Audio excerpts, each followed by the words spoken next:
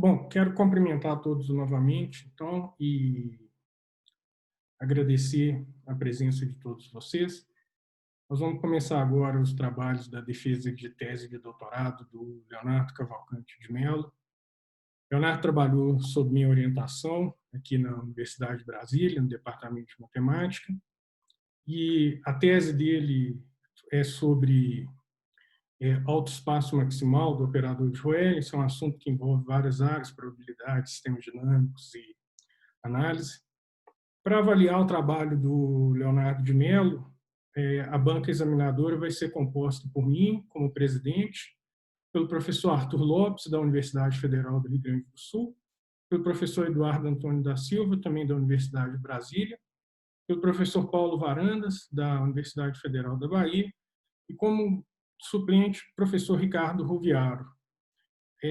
Bom, a dinâmica, apesar de ser nesse ambiente novo, é bastante semelhante ao que a gente está acostumado. O candidato vai ter 50 minutos para apresentar o seminário dele, fazer a defesa da tese. Em seguida, eu vou passar a palavra para os membros da banca para a arguição, e após a arguição, eu vou pedir que as pessoas se desconectem dessa sala virtual para que a gente possa fazer as deliberações finais a respeito do resultado da tese. Bom, antes de passar a palavra para o Leonardo, para ele começar a defesa propriamente dita, eu gostaria de agradecer a presença de todos vocês, em especial dos membros da banca avaliadora. Leonardo, você pode começar a sua apresentação. Você tem 50 minutos. Boa sorte.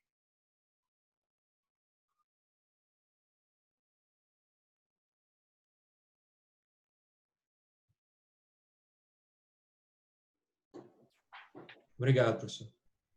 Então, gostaria também de agradecer a presença de todos, especialmente dos membros da banca e dos outros ouvintes também que estejam acompanhando agora e talvez no futuro, se ficar gravado, disponível publicamente.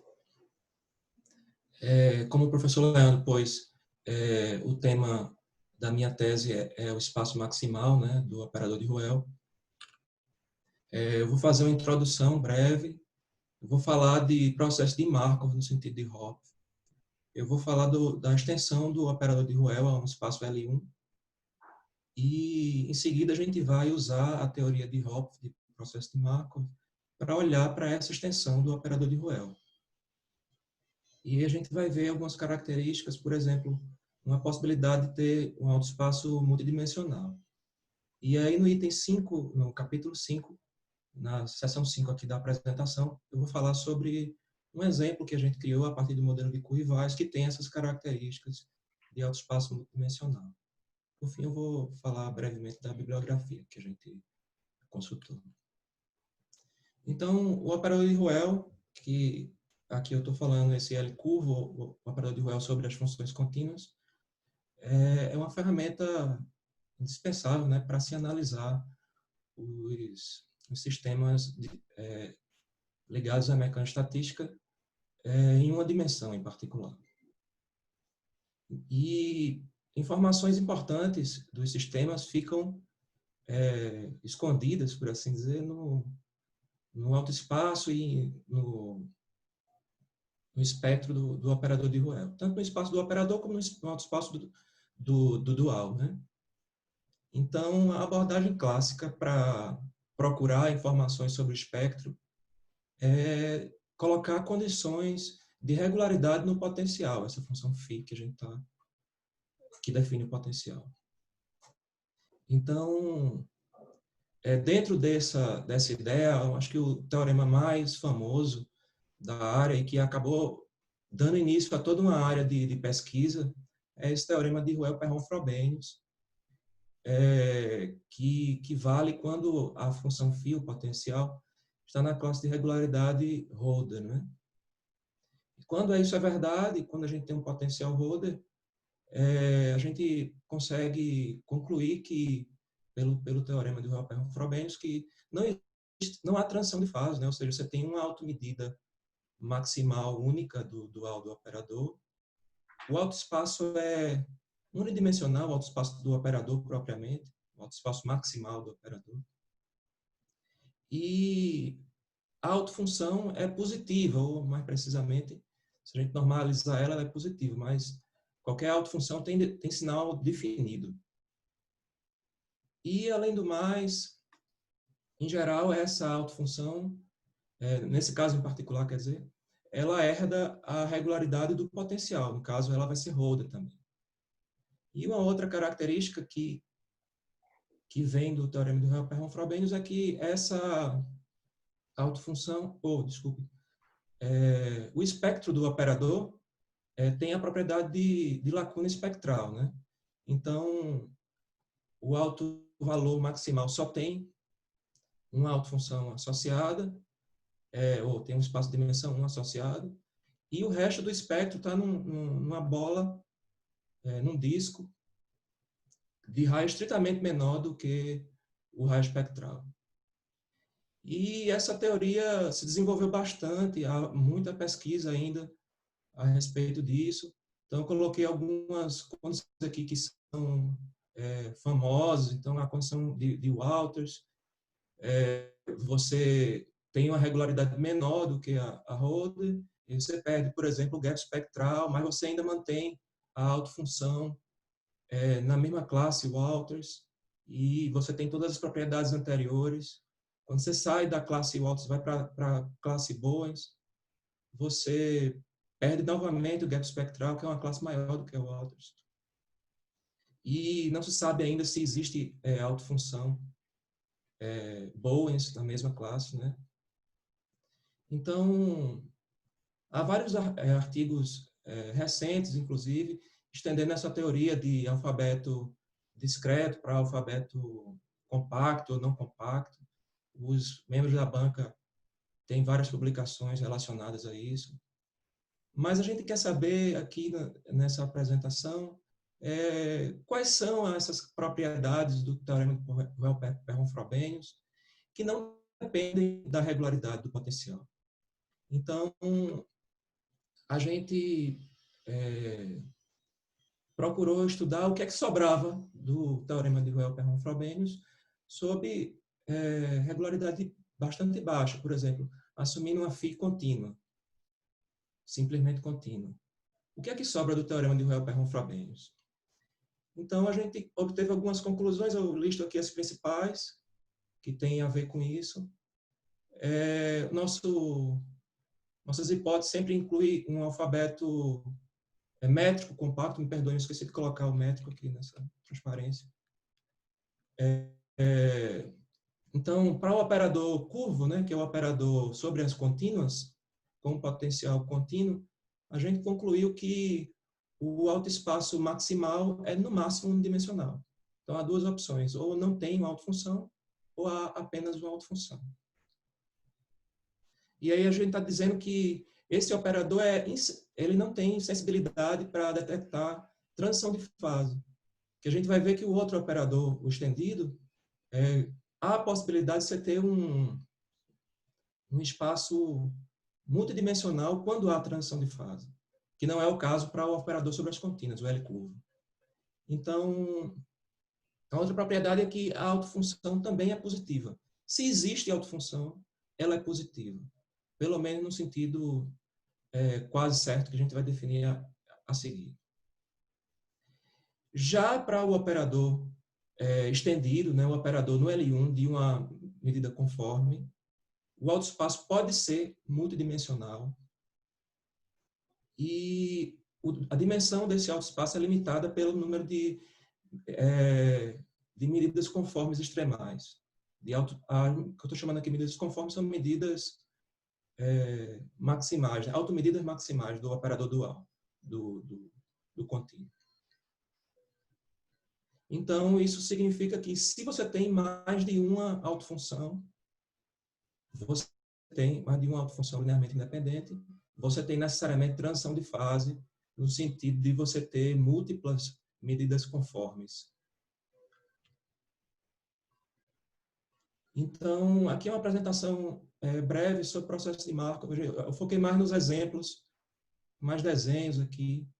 Então, o processo de Markov é uma quádrupla, no sentido probabilístico, me perdoe, é uma quádrupla. Os 3 primeiros elementos são um espaço de medida, que no caso geral é sigma finita, e associado, e por último você tem um P ali que é um núcleo de medida, desculpa.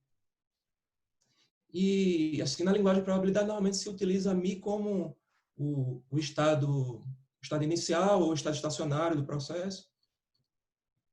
Mas aqui nessa configuração um pouco mais geral, a gente toma μ uma medida, sigma finita, simplesmente, não necessariamente a medida de probabilidade, e P um núcleo de medida.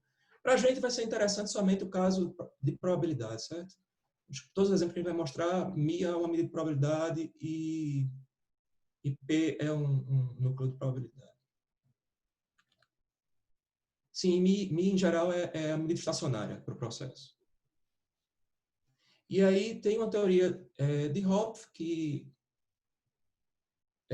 trata os mesmos objetos com outra linguagem analítica. Então, substitui o núcleo de transição, o núcleo de probabilidade, por um operador que vai do L1 para o L1 do mesmo espaço que a gente tinha citado anteriormente. Esse operador tem 3 propriedades principais. Ele é linear e limitado. Ele é positivo, ou seja, uma função positiva tem imagem, uma função não negativa, desculpe, tem imagem não negativa, e ele é uma contração. A norma de operador dele é menor ou igual que 1. E há uma conexão entre essas duas linguagens, a probabilística e a analítica. Dado um processo de Markov probabilístico, a gente consegue traduzir ele num processo de Markov analítico e vice-versa. Aqui é o dicionário de tradução, basicamente. A gente vai focar nessa apresentação basicamente na linguagem analítica. Então, o processo de Markov para a gente vai ser um operador do L1 de um certo espaço. E aqui alguns exemplos gráficos. Desculpem. Boa parte dos meus exemplos estão no intervalo 0,1 para facilitar a visualização. Aqui é o intervalo 0,1 com a medida de Lebesgue e o processo de Markov que a gente está definindo é uma translação. Esse processo de Markov tem a vantagem, tem a característica de preservar a área, né, ou preservar a massa, como eu estou chamando. Então, você translada e o que passar do 1, você volta para o começo. Então, a integral da função antes é igual à integral depois da aplicação do processo. Essa propriedade vai ser muito importante para a gente e boa parte dos exemplos vão ter essa propriedade. Aqui eu trago um outro quase igual, mas que divide a função da imagem por 2, só para mostrar que também é um processo de Markov, qualquer coisa que mantém a área ou destrói a área. Então, nesse caso aqui, a gente sempre perde a área,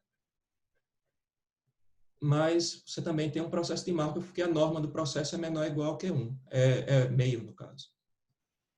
Mas a gente vai focar em processos cuja norma é 1, em particular aqueles que preservam a área. Aqui um outro exemplo, você tem um espaço discreto com 6 elementos, é a medida de contagem normalizada para essa probabilidade. E aí você tem um mapeamento do x para o x, do nosso espaço para o nosso espaço, que simplesmente soma 2 e volta para o começo, se passar do 6, certo? Então, aqui nesse processo você tem 2 invariantes, os ímpares e os pares. E o processo definido, você pega a função u e calcula ela em sigma x. Ao invés de calcular em x, você calcula em sigma x. E aí isso aqui vai dar um processo de Markov também, esse t aqui, uma função L1 nesse espaço aqui. E aí, aqui um desenho de como ela atua na identidade, por exemplo, numa função que é identidade. Ela também é uma translação, só que para o outro lado, né? Você está transladando tudo para a esquerda, o que passar do 1, ele volta para o final. E esse processo também conserva a área, né? A soma dos valores vai ser a mesma na esquerda e na direita. Você simplesmente trasladou os valores. Mais um exemplo. Esse exemplo aqui também conserva a área. Tem esse exemplo aqui na tese. Você pega uma função, essa U de x aqui, e você comprime ela pela metade e você dobra a altura para compensar a compressão. Então, você tem a mesma área inicial e a fórmula aqui do processo, né? T de U é 2U de 2x. A mudança de variável com a multiplicação. Então, esse processo também conserva a área. E aqui a definição, na verdade, não é uma definição, é um teorema que permite a gente definir um conjunto dos pontos conservativos então, do processo. Né? Então, você pega uma função U positiva, estritamente positiva, e calcula a soma infinita do nosso processo iterado nessa U. Quando essa soma diverge, você diz que o ponto onde você calculou a função e divergiu pertence aos conservativos em relação à função U. E você faz isso para qualquer função positiva e obtém o mesmo conjunto a menos de um conjunto de medida nula. Né? Então, isso significa que a definição do conjunto conservativo é intrínseco do nosso processo, ou seja, do T e do Mi, e você pode simplesmente falar em conjunto conservativo de um processo, não precisa especificar a função. E o complementar do conservativo a gente chama de dissipativo, que são os pontos onde essa soma converge. E aqui a gente fala sobre conservação de área, que vai ser escrito nessa linguagem aqui, T estrela de 1 igual a 1. E uma inclusão aqui que a gente vai mostrar adiante, mais ou menos o que significa. Então, se você tem uma autofunção estritamente positiva, quando você calcula a iterada e soma, né, toda iterada vai ser igual à função, porque ela é uma autofunção, e vai ser positiva, então é uma candidata a teste lá do conservativo dissipativo. Quando você soma, como todo mundo é positivo, vai divergir em todo ponto. Isso quer dizer que quando você tem uma autofunção estritamente positiva, todo o espaço é conservativo. Por outro lado, usando esse finalzinho aqui do corolário 523 que está na tese, se você tiver um conjunto totalmente conservativo, então ele conserva a área nesse sentido de o dual dele aplicado 1 é igual a 1. Já explico melhor por que isso conserva a área. Então, aqui um diagrama de inclusões. Você tem os processos de Markov em preto. Você tem os processos que conservam a área em azul. Os processos conservativos em vermelho. E, por último, os processos que têm autofunção. A gente vai procurar autofunções do operador de Ruel, que vai ser um processo de Markov, e a gente vai ver que ele conserva a área. Então, a gente vai ficar no meio do caminho aqui, porque a gente vai saber que ele está nos azuis, mas a gente vai querer que ele esteja no verde. Aquele exemplo que eu tinha citado anteriormente, você fixa um ponto qualquer aqui, quando você aplica a iterada do processo, ele vai comprimindo o suporte da função, e o suporte fica entre 0 e 1 sobre 2 elevado a n, o número de iteradas, o n. Então, eventualmente, esse suporte não vai mais estar no ponto que você está aferindo. Isso quer dizer que o processo é dissipativo para todo ponto, exceto possivelmente o zero, mas o zero tem medida nula, na medida de Lebesgue. E aqui tem uma continha, só mudança de variável, mostrando que ele conserva área, no sentido que eu tinha dito, que a integral dele é a mesma antes e depois de você aplicar o processo à nossa função, U. E aí aqui tem uma tradução para a linguagem de dualidade para mostrar que essa integral aqui igual é exatamente T estrela de 1 igual a 1. E aí aquele mesmo processo, aqui além de ele conservar a área no x inteiro, no espaço inteiro, a gente vê que ele também conserva a área nos ímpares e nos pares. Se somos os valores que a função toma nos números ímpares e nos pares, e é a mesma, porque é só uma translação, uma troca de elementos ali, né? Então, esse B1 e o B2, que são os ímpares e os pares, além do X inteiro, né, o espaço inteiro, são também variantes nesse sentido de conservar a área. Então, T estrela de 1 de B1 é igual a 1 de B1, e assim, e o de B2 também. Há esses conjuntos invariantes, esses conjuntos que são invariantes nesse sentido, de T estrela de 1 de B igual a 1 de B, a gente chama de sigma álgebra dos invariantes. Tem lá na tese também uma demonstração, num dos exemplos, mostrando que isso aqui é uma sigma álgebra. Nesse exemplo aqui, a sigma álgebra é essa. Eu vou insistir um pouco nesse exemplo porque ele tem praticamente todas as propriedades do Ruel, apesar de ser muito mais simples de visualizar. Então, você tem os átomos da sigma álgebra, que são esse, e o espaço inteiro também é invariante. E aí as autofunções desse processo são as constantes nos ímpares e nos pares. Então, você pega uma função constante nos ímpares, ela vai ser autofunção. Uma função constante nos pares vai ser autofunção também. A combinação linear delas é autofunção. Então, você tem a seguinte característica. O autoespaço é gerado por funções que têm suporte. Aqui são as funções constantes. Mas não é verdade para um processo de Markov arbitrário. Certo? Então, aqui você tem que as funções têm suporte, funções LI com suporte disjunto e tem suporte exatamente nos invariantes B1 e B2. Vai ser exatamente essa estrutura que a gente vai ver no Ruel. No Ruel estendido, né? No Ruel no L1. E aí, aqui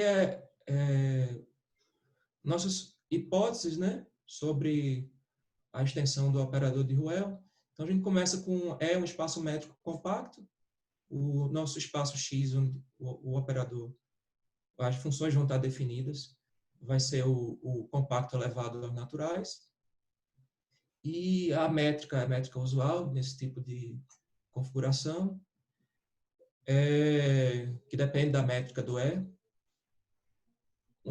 Essa P aqui é a medida a priori, que é uma medida de probabilidade no nosso compacto, no nosso alfabeto. E φ é um potencial contínuo. Então, a definição do Ruel contínuo é a definição tradicional, certo? Exponencial do potencial, a translação aqui, a psi. E aí a gente chama de medida conforme as medidas que são automedidas maximais do dual do operador. A gente pode chamar a medida que Ni é uma medida conforme com respeito ao potencial φ ou ao operador L de φ. Então, essa aqui é a primeira. Sim. Então, a gente quer estender o operador contínuo que eu tinha posto anteriormente para o L1 de uma medida conforme. E aí, a primeira dúvida é, faz sentido a extensão? Ou seja, as contínuas realmente são um subconjunto do L1? Parece uma coisa boba isso, mas isso nem sempre é verdade, né? Você pega, por exemplo, a medida de uma delta de Dirac, por exemplo, é evidente que as contínuas têm dimensão muito maior do que o espaço L1 numa delta de Dirac que tem dimensão 1. Então, nem sempre essa inclusão é verdadeira. Então, o que a gente precisa para que isso seja verdadeiro? Que duas funções contínuas sejam representadas de forma... duas funções contínuas diferentes sejam representadas de forma diferentes também no L1. E isso quer dizer que, para isso ser verdade, né, a gente precisa que a medida Ni que a gente está trabalhando, que vai ser uma medida conforme, seja totalmente suportada no espaço X. E aí o primeiro teorema original marquei assim, botei aqui meu nome, 2020, para dizer que esses teoremas são novidade da tese, né? Então, essa proposição aqui diz que as medidas conformes são totalmente suportadas, né? Qual é a hipótese que a gente precisa? A gente precisa que a medida a priori seja totalmente suportada. Se a medida a priori é totalmente suportada, a conforme é totalmente suportada. e isso é si somente si. Então, para qualquer potencial contínuo, qualquer conforme, não só extremal, a conforme é totalmente suportada se somente si a priori é totalmente suportada. E aí, com aquela inclusão, a gente sabe que realmente as contínuas são um subconjunto do L1, e a gente pode tentar estender o operador. Existiam algumas versões um pouco similares a esse teorema, mas esse teorema nessa generalidade também é novidade. A gente mostra que para qualquer potencial contínuo, e desde que a priori seja totalmente suportada, você tem extensão para o L1 do Ruel sobre as contínuas. A ANI vai ser totalmente suportada, né, que tinha dito no teorema anterior. E você pode usar uma representação, isso é a novidade realmente no teorema. Fora as a priori ser totalmente suportadas, né? As a priori não, as conformes serem totalmente suportadas, que isso sim, eu não vi em canto nenhum ainda. Então, você consegue uma representação de um subclasse do conjunto L1 do operador, das funções integráveis, me perdoe.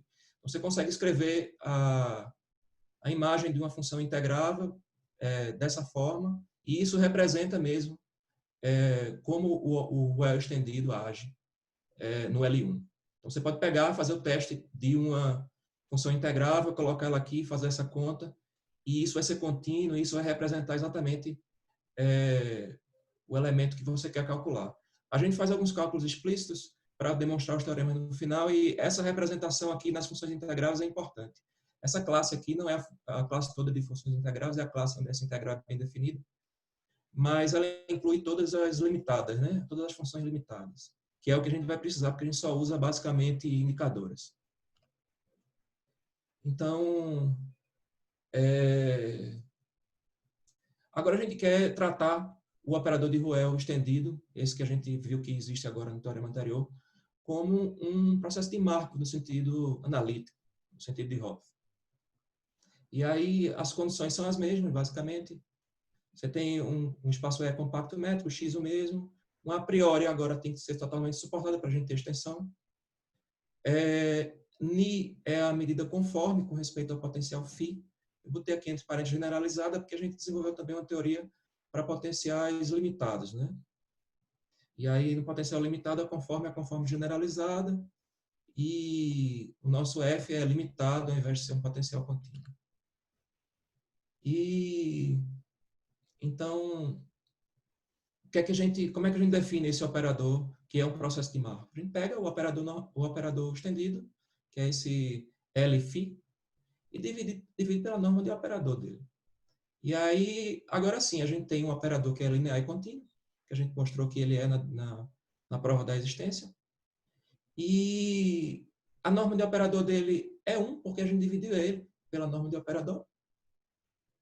E ele é positivo porque o operador contínuo é positivo. A extensão dele também vai ser positiva. E, além do mais, ele tem a propriedade de conservar a área, né? Ni quase certamente. Então, vai valer isso aqui, L estrela de 1 igual a 1 para esse operador na medida conforme, qualquer medida conforme. É claro que esse operador está definido com essa medida, né? Mas, usando essa medida, você também vai ter essa igualdade aqui. E aqui está uma continha aqui mostrando por que isso aqui é verdade, e vice-versa, né? Dado uma medida conforme, isso aqui vale, e isso aqui vale se somente se a medida for conforme. Então, para o caso de potenciais contínuos, isso aqui também especifica quais são as medidas conformes. E aí, um primeiro teorema que sai dessa teoria de Markov é esse aqui que diz que se você tem um B que é invariante e uma medida conforme Ni, a condicional da conforme a esse invariante também é conforme. Também é um elemento G estrela. Aqui um elemento G estrela é uma medida conforme. E aqui está a demonstração basicamente disso, é um fato trivial dentro da medida da teoria de Markov. mas precisou primeiro a gente definir o operador e saber das propriedades dele que não são gerais para processo de Markov, né? E aí a gente consegue usar, ou seja, se você tem só repetindo, se você tem uma conforme, a restrição dela a um invariante também é conforme. E aí a gente usa esse resultado, o lema anterior, desculpe, a proposição anterior, desculpe, para chegar a esse lema aqui que diz que se você tem uma conforme extremal, não existe nenhum invariante do operador definido com aquela conforme. Não existe nenhum invariante não trivial, né? Sem ser o vazio e o espaço inteiro. Porque a gente sabe que L estrela de 1 igual a 1 para qualquer conforme. Mas não existe nenhum outro conjunto que não seja o X inteiro. Aqui a gente colocou que tem medida entre 0 e 1, que é invariante. E aí a gente usa isso para demonstrar esse lema aqui também, que é bastante interessante, que lembra bastante o teorema de Roel-Perron-Frobenius, né? Você tem uma medida extremal e um AU, que é uma autofunção do operador L quadrado, né, do estendido, associada ao raio espectral do operador, ou A1 nesse caso, né, que a gente dividiu pelo raio espectral. Então, U tem sinal definido, ou seja, U é positivo na linguagem que a gente usa lá em Roel-Perron-Frobenius. E aqui é uma demonstração gráfica disso. Todos os exemplos que eu vou mostrar aqui estão aqui no espaço, no intervalo 0,1, né? Só que é claro que esses teoremas estão demonstrados para espaço de dimensão infinita, né? Onde o espaço é aquele E elevado aos naturais. Mas, para ilustrar, a gente colocou aqui no desenho no intervalo 0,1 para ficar mais fácil de entender. Então, você tem que o T, o nosso operador aqui seria o L, né? Ele é positivo, ou seja, a área azul, né? Aqui tem uma autofunção, ela é elevada nela mesma. Então, a área azul vai ser levada no azul, porque ele é positivo, ele não pode levar uma função que é positiva numa negativa. Então, o azul vai ser levado no azul e o vermelho vai ser levado no vermelho. O que poderia acontecer era o vermelho misturar com o azul e eles se cancelarem, eles se anularem. Mas isso não acontece nesse caso porque ela é uma autofunção e conserva a área. Ela não gera área nova. Então, isso aqui implica que o azul vem no azul simplesmente, que é o desenho aqui. Em outras palavras, a parte positiva da autofunção também é uma autofunção. E aí, isso vai implicar que qualquer pedacinho do azul que você pegar aqui vai ser levado também dentro do azul. E aí, isso quer dizer... Opa, desculpe, meu teclado. Isso quer dizer que você pega uma função aqui com suporte, dentro do suporte da parte positiva da autofunção original, e aplica o operador, você tem que... aquilo está contido também, o suporte da imagem está contido no B, do jeito que está aqui. Isso quer dizer que B é um invariante, o que não pode, porque a gente está no extremal. E o lema anterior dizia que isso era proibido.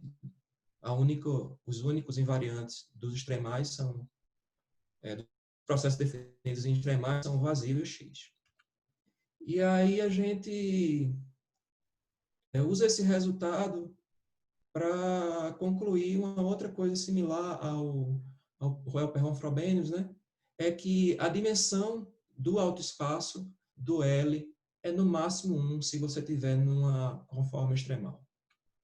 E mais um desenho daqueles vermelho e azul para a gente ver grosseiramente o que é a demonstração disso. Parece muito com a abordagem de ADP, de teorema do máximo, etc. Então, você pega uma autofunção, você supõe por absurdo que existam duas autofunções. E aí é essa azul e a vermelha que está por trás. São as duas autofunções. Você divide elas pela norma e divide elas por -1 se for preciso. Se alguma delas tiver sinal positivo e negativo, você já chegou a um absurdo, porque não pode, né? A gente viu que elas têm sinal definido. Mas se uma for negativa, você divide ela por -1 e normaliza. Agora você tem duas funções positivas com norma 1. E aí, como elas têm a mesma área, porque você dividiu porque elas têm norma 1, né? Norma no L1, desculpa. Então, você pode comparar uma com a outra e, como elas são diferentes, uma vai ser maior que a outra num certo conjunto. A questão é que elas têm a mesma área, então não há como a vermelha ser maior que a azul sempre. Eventualmente, a azul vai ser maior que a vermelha em outro conjunto, de medida positiva. Então, você pode subtrair uma da outra, e aí você tem uma função que tem parte positiva e tem parte negativa, que também é um absurdo, porque a gente sabe que as autofunções, pelo lema anterior, têm sinal definido. Então, a gente tem que o Ruel quadrado, né, o Ruel estendido, ele tem autoespaço maximal no máximo de dimensão 1, e se existir autofunção, essa autofunção tem sinal definido. E aí a gente consegue trazer esse resultado para o Ruel contínuo. Então, você tem as condições que a gente pôs anteriormente, φ um potencial contínuo no espaço métrico compacto, P a priori totalmente suportado no espaço E, e a gente consegue concluir que o Ruel sobre as contínuas tem autoespaço maximal, no máximo unidimensional, né? Ou seja, tem dimensão 0 ou 1. Ou não tem nenhuma autofunção, ou tem uma só. E essa autofunção é praticamente aquela lá do caso da extensão, né? Da extensão para um extremal. Ou seja, se ela existir, ela tem sinal definido e ela só pode zerar num conjunto de medida nula em relação a qualquer extremal NI.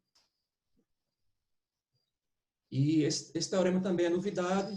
Existia uma prova de Perry-Policott desse teorema, mas essa prova não funcionava para espaço métrico compacto, porque aqui nesse caso a gente perde a expansividade, que é o que eles usavam lá na demonstração anterior, né? Então esse teorema é novo e vem basicamente dessa teoria de Markov, puxando os resultados. Você vê na tese a demonstração tem 2, 3 linhas, é trivial, puxando de tudo que já estava pronto, né? Da teoria de Markov e da extensão do operador. E esse lema aqui é um lema importante para a gente, que trata agora de conformes que não são extremais. Aqui a gente colocou como exemplo uma conforme que tem duas componentes extremais. Então, você tem M, que é a combinação linear de duas extremais Ni e Mi. Combinação linear não trivial. E aí você faz a extensão para o L1 desse M, que é uma conforme não extremal, que vai ser a extensão do operador de Ruel contínuo, né? Para esse L1 de M. Então, vão existir conjuntos que são invariantes naquele sentido que a gente tinha falado lá. E, além do mais, eles têm medida total, cada um em relação a uma medida extremal. É como se esses invariantes fossem a representação dessas medidas extremais. E, então, sim, uma outra característica, né, que aqui é B e B complementar, eles são disjuntos. Se você tivesse N extremais aqui, você teria B1, B2, B3, Bn invariantes com as mesmas características. Cada um tem medida total em relação a uma das extremais que estão na composição da medida que a gente está observando. E aí, esse aqui é o teorema, acho que mais importante da tese, também é uma novidade, há poucos estudos sobre essa extensão, né, do operador de Ruel L1, apesar de se procurar com frequência autofunções L1 de operadores. Então, sob as condições anteriores, mais M agora uma conforme, associada ao potencial φ, que não necessariamente é extremal, O operador estendido, em relação ao L1 de M, tem essas características aqui. A dimensão do autoespaço maximal, esse aqui, o H, é o autoespaço maximal, né? O autoespaço associado à norma do operador, é limitada ao número de medidas extremais. E a gente fez um desenho também para o caso de 2 medidas extremais, certo? Então, é mais ou menos o que a gente tinha posto ali no desenho anterior. Você tem a nossa medida, que não é mais um extremal, é a composição de 2 extremais. Você vai achar B1 e B2, que são os invariantes do lema anterior. Eles vão ser disjuntos. Cada um deles vai ter medida total em relação a conforme extremal que ele está associado, por assim dizer. E, além do mais, eles são invariantes, como eu tinha dito. Então, quando você tem autofunção, um autoespaço bidimensional, ou um autoespaço multidimensional, cada uma dessas funções vai ter suporte nesses B1 e B2, nesses Bn que tem medida total em relação às extremais. E uma característica muito interessante desses invariantes é que, como as extremais são conformes também, né? Então elas têm suporte total, eles têm que ter,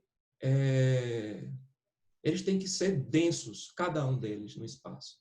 Então, qualquer um dos invariantes é denso no espaço.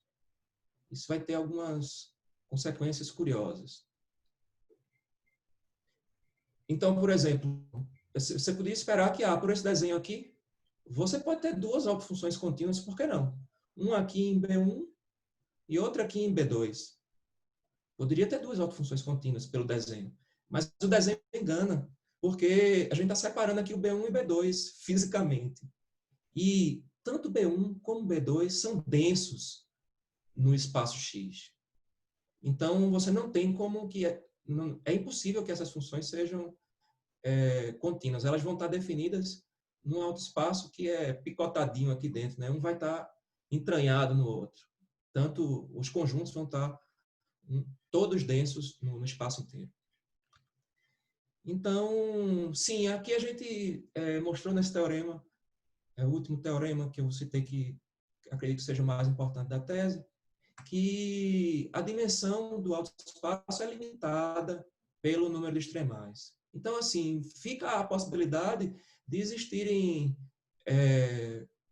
potenciais que gerem autoespaço multidimensional. Mas a gente não conhece nenhum exemplo disso. Então, a gente construiu um exemplo usando o modelo de Kurzweil, onde acontece esse fenômeno. Então, é um modelo de Ising, né? O nosso alfabeto é o -1, a medida de contagem normalizada é a nossa a priori, e aqui o potencial não é mais contínuo, certo? Então, a gente vai ter um operador que, se fosse definido como contínuo, seria das contínuas nas limitadas. E a gente fica com o problema de definir medida conforme, mas a gente traduz isso para a teoria de Hopf e usa aquela identidade lá, que toda vez que uma medida com potencial contínuo, quando ela é conforme no sentido tradicional, ela é conforme no sentido que a gente está usando aqui, de limitadas. E aí essa condição aqui vai ter que ser satisfeita para essas medidas que a gente vai poder testar aqui, que o operador só vai ser definido, só vai ser possível definir quando a gente, no operador no L1, né? Só vai ser possível definir quando a gente tiver essa propriedade. A gente mostra na tese que toda conforme que vem de um potencial contínuo tem essa propriedade.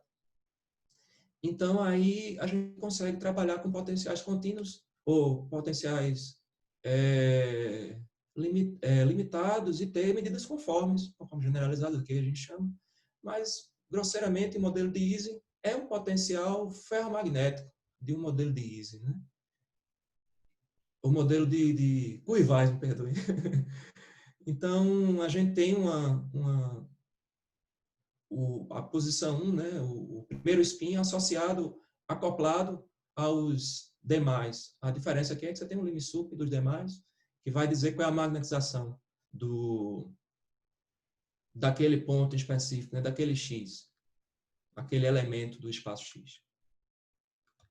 Então, aqui são as consequências, né, de se fazer essa definição e olhar para...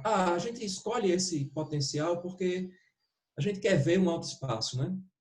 E, assim, é muito raro um potencial que você consiga explicitar um alto valor, explicitar um alto espaço. Aqui a gente consegue calcular até o espaço das medidas, né? Então, a gente sabe exatamente quais são as automedidas, a gente sabe exatamente quais são as autofunções, e a gente sabe qual é o alto valor associado, a gente consegue explicitar tudo do potencial. Essa abordagem também é nova, né? Existem poucos potenciais com essas características. Então, seria um RUEL que tem essas características de que você consegue fazer as contas e, além do mais, que eu acho que não há essa propriedade nos outros exemplos que eu conheço, ele apresenta transição de fase. E a gente só consegue ver o alto espaço multidimensional quando a gente tem transição de fase. Então, exemplo clássico aqui de transição de fase, né? Até o ponto crítico, beta menor ou igual que 1, né? Você tem aqui que, para o potencial beta F, na verdade eu falei de um potencial, mas é uma família de potenciais, né? Para cada beta, você tem um potencial beta F. Então, a gente tem que... me perdoe. Para todas essas funções que a gente vai testar, certo? Vale aquela hipótese H1. Então, até 1, você tem somente uma medida conforme. Está aqui escrito, né? A única é a simétrica, μ0, que ela é uma Bernoulli, um produto de Bernoulli simétricas. O alto espaço maximal é unidimensional e as opções são as constantes. Quando a gente passa do ponto crítico, beta maior que 1, a gente continua com essa autofunção, mas ela não é mais maximal. Você tem outras associadas a um alto valor maior. E aí, essas aqui são duas, né? Uma reflexão da outra. Uma Bernoulli que tem média mais gama e uma Bernoulli que tem média menos gama. Quando eu falo Bernoulli, na verdade, é produtos de Bernoullis e ID, certo? Nesse caso aqui, elas não são simétricas. E aí, gama vai ser a solução dessa equação, que é a equação que se conhece para o modelo de Courrivat, certo? Mas definindo ele num outro caminho, por técnicas de limite fraco. Não é uma definição com um operador de RUEL como a gente faz aqui, que essa seria uma abordagem nova. Então, a gente consegue ver que ele tem transição de fase. E... cadê?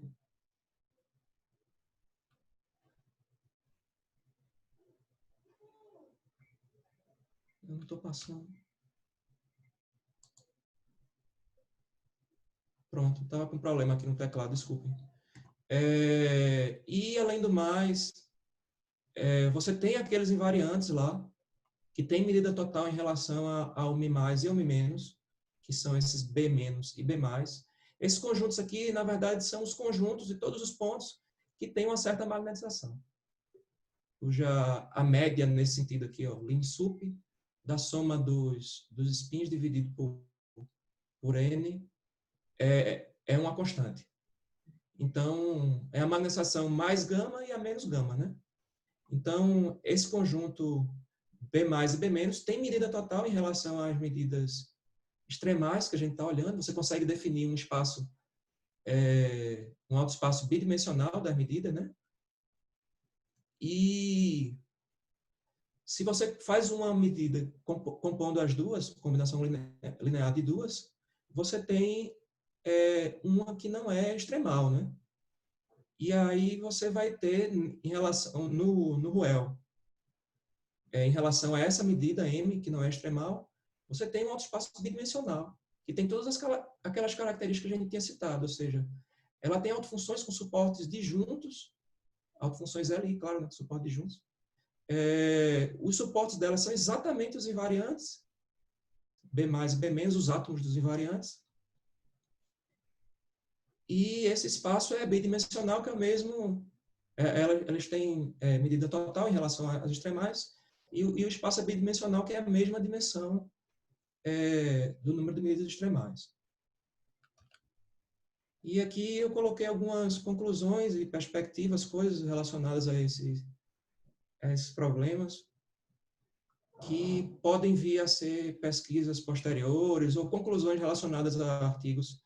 Essa aqui, por exemplo, é uma conclusão relacionada a um artigo recente do professor Leandro, do professor Arthur, do professor Manuel Stedbauer. Acho que está escrito errado, né? Desculpem. Eles associam as medidas conformes às medidas DLR, né? Então, quando você tem um autoespaço multidimensional, como o que a gente mostrou aqui, do Ruel estendido no L1, né? Você teria que você tem mais de uma conforme, então você tem mais de uma automedida DLR por esse teorema desse artigo aqui que eu estou citando, de 2020. Uma outra analogia interessante é com esse trabalho de Conze-Rogui, de 1990. Eu acho que fiquei sabendo desse artigo quando o professor Leandro me falou dele, mas ele me disse que foi o professor Arthur que tinha comentado. Tem várias características curiosas que fazem a gente lembrar de algumas propriedades do nosso artigo, porque ele tem um autoespaço multidimensional, mas ele tem a forma como esse autoespaço aparece é totalmente diferente do nosso, né? No nosso caso, no caso do Conze-Rogui, eles têm uma função de transição que pode assumir o valor zero. É uma função positiva, mas que pode assumir o valor zero.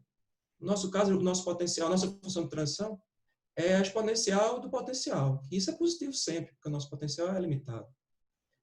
Pronto, isso é interessante. Mesmo no caso do Curie-Weiss, a pessoa poderia falar, mas o potencial do Curie-Weiss não é contínuo. Mas ele é limitado. Então, a forma que eu vou falar aqui, tentar separar uma coisa da outra, vale para potenciais limitados. Você tem, por exemplo, você quer ver Ruel Perron-Frobenius numa matriz de transição. Você sabe que se todos os valores são positivos, vale o teorema de Perron-Frobenius, que diz que só existe um autovetor. Mas se você coloca zeros lá, você pode ter um autoespaço multidimensional, porque agora você pode fazer quadrados de valores positivos e outros de valor zero, que fazem com que existam invariantes ali dentro daquele sistema. E é mais ou menos isso que acontece no Conze-Rogui. Quando existem invariantes, e esses invariantes, no caso deles, vão ser fechados, e esses invariantes só vão ser permitidos pela função de transição zerar,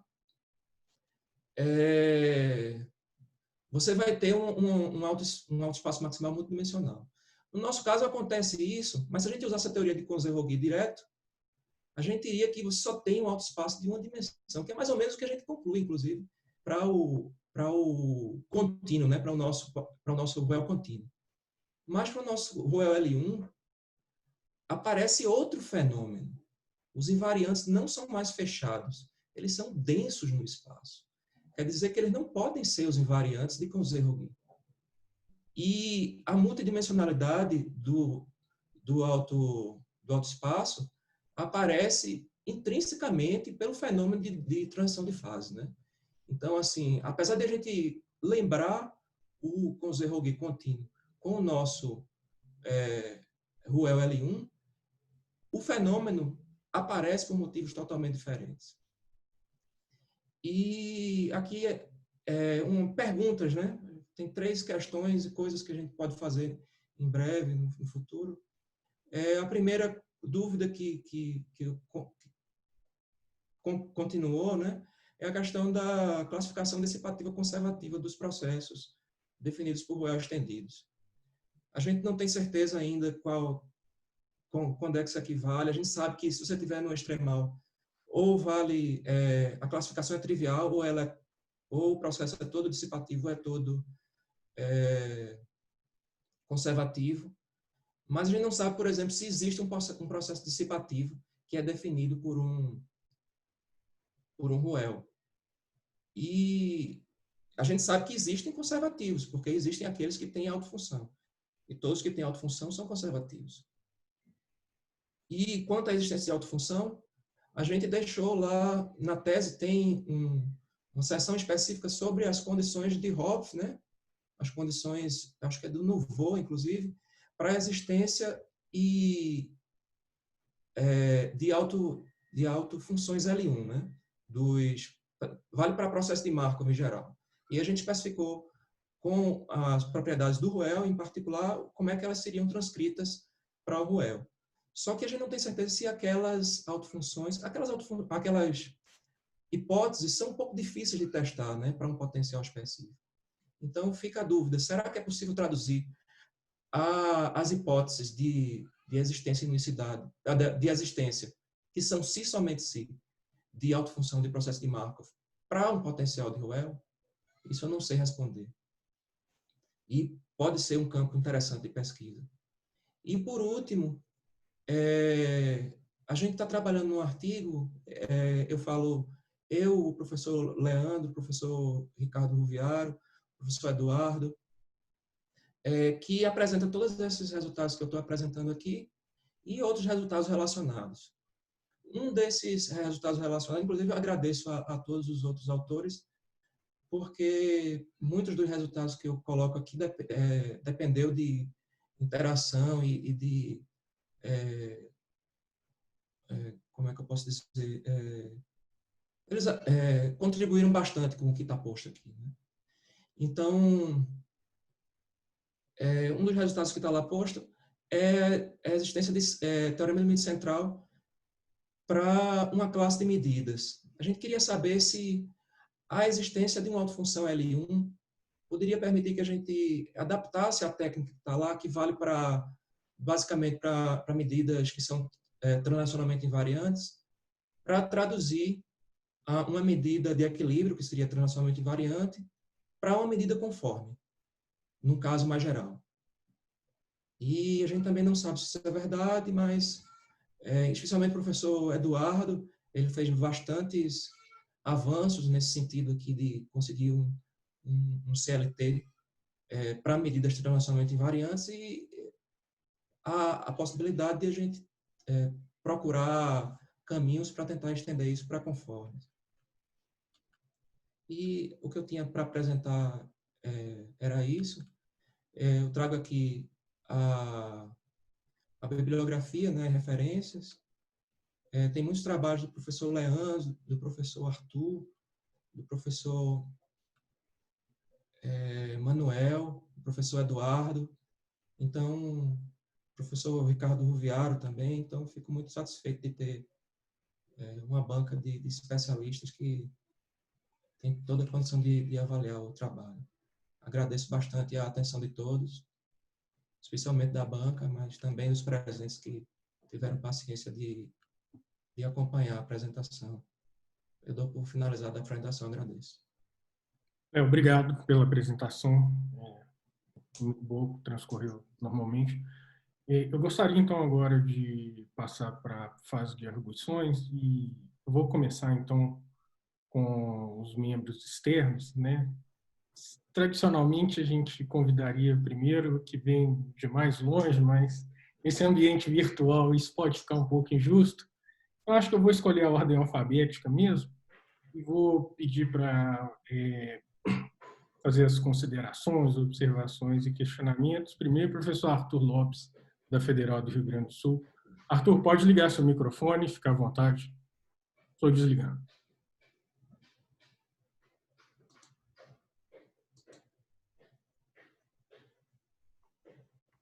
Está me ouvindo aí? Sim, senhor. Tá. Poderia falar um pouquinho sobre o 4.4, extensão de Markov, essa dualidade de L1 e L infinito, um pouquinho? O que vocês obtiveram aqui? Porque eu gostaria de entender um pouquinho mais dessa dualidade 4.4, extensão Markov, L1 e L infinito. Poderia isso dizer aqui, alguma coisa? professor? Aqui na tese é 4.4, página 45, né? A extensão... L1, L infinito. Essa Ah, perfeito. Para potenciais...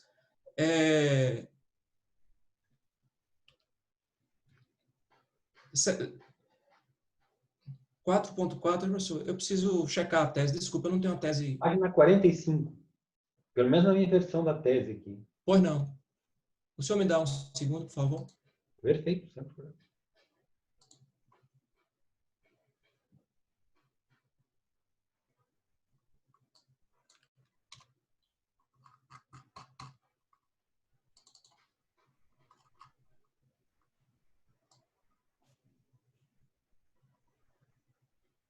Pode compartilhar, tá, Léo? A tese também, que daí fica até mais fácil para o professor Arthur acompanhar e você fazer as suas colocações. Vocês estão vendo a tese aqui? Não, descompartilha primeiro a apresentação, depois compartilha a tese. Ah, é isso mesmo, professor. Obrigado.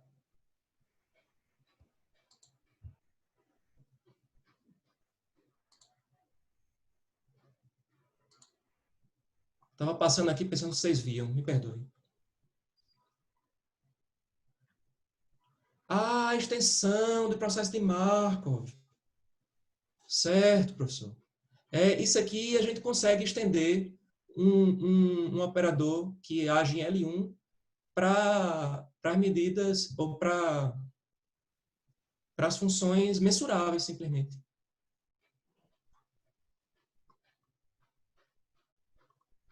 É basicamente isso. A gente consegue ter bem definido um operador que tem as características do operador original, mas ele age não nas funções L1, mas nas funções mensuráveis. E há algumas demonstrações na teoria de processo de Markov que não pedem função L1, né?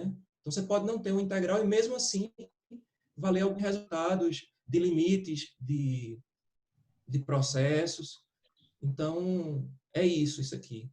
A gente precisou disso, basicamente, para um resultado particular aqui.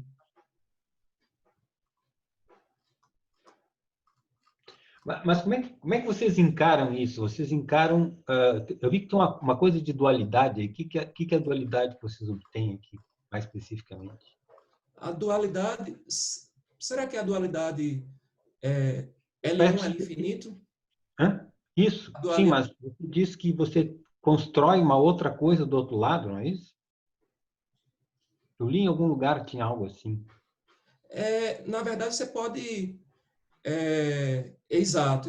Então, esse aqui, ó, T estrela barra, deixa eu ver minha tela? Sim. Seria isso aqui, né? É a extensão do processo dual. Você pega o T estrela, que age no L infinito, e estende ele para as mensuráveis. Tá. A minha pergunta é a seguinte: você consegue, de alguma forma, pensar que ação em L1, ou algo assim, seria a ação em funções, e a ação no L infinito seria ação em medidas, como se fossem medidas... Em vez da dualidade função contínua medida, você tem a dualidade de função que está em L1 e uma medida que está agindo nas mensuráveis. Perfeitamente, professor. Exatamente isso. Eu acho que eu tenho Acho que o desenho aqui da... Eu vou descompartilhar. Claro isso. É que não está claro isso que está escrito. Eu concordo que não está claro. Mas a observação do senhor é perfeita. Eu vou compartilhar aqui a apresentação, que eu acho que um gráfico talvez ajude. Não. Desculpe. Não precisa do gráfico. Mas é só para explicar o que eu quero... Tá. Eu acho que é mais fácil, se o senhor me permitir. Perfeito. Deixa eu compartilhar a apresentação agora.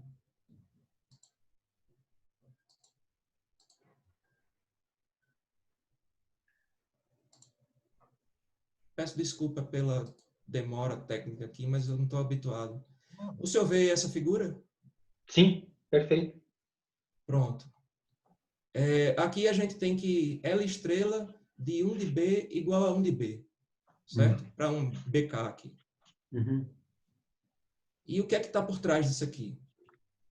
É que a representação no L infinito das autofunções é exatamente a indicadora de um conjunto, das automedidas, das conformes extremais. Uhum. Então, L infinito, L estrela, é como se fosse o L curvo aplicado numa conforme. Só que a conforme aqui é indicadora de B vezes M, vezes dm, grosseiramente. Então, você tem que a restrição, a condicional de M em relação a BK é exatamente a extremal. Em outras palavras, a representação de uma conforme extremal no L infinito, no L infinito de uma M que não é extremal, é exatamente uma indicadora de um conjunto invariante.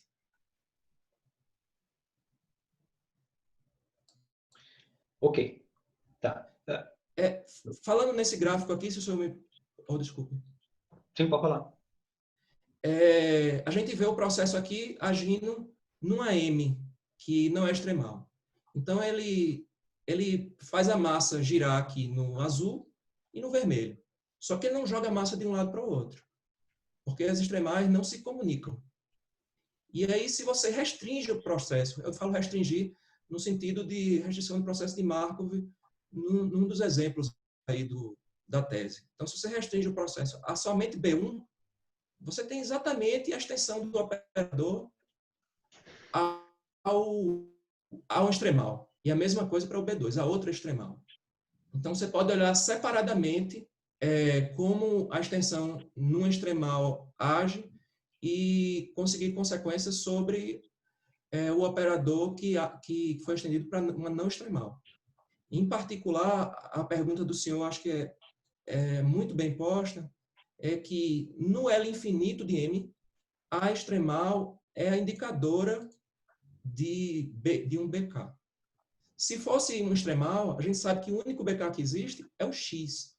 Então, a única que vai valer aqui, né, a representação da autofunção é a indicadora do X, que é um constante. Tá. Deixa eu explicar o que eu estou tentando dizer, ok? Pois não? Primeiro tem uma questão conceitual aqui. Bom, eu vou fazer um monte de blá blá blá antes de chegar no finalmente, tá bom? Por favor. Então, quando você pensa num kernel de Markov agindo, tá certo? A gente pensa, por exemplo, numa cadeia de Markov tempo discreto, a coisa mais simples do mundo, que é uma matriz estocástica, certo? Certo. Então, num certo sentido, isso é um caso mais simples do que o operador do Ruel, que olha o potencial que depende de infinitas coordenadas. Certo? Perfeito. Então, você está numa cadeia de Markov, você tem uma coisa, você tem uma maneira de pensar que a autofunção à esquerda, certo? É função, L de 1 é 1, porque é linha soma 1, e a direita é medida. A medida estacionária primeiro. Certo? Perfeito.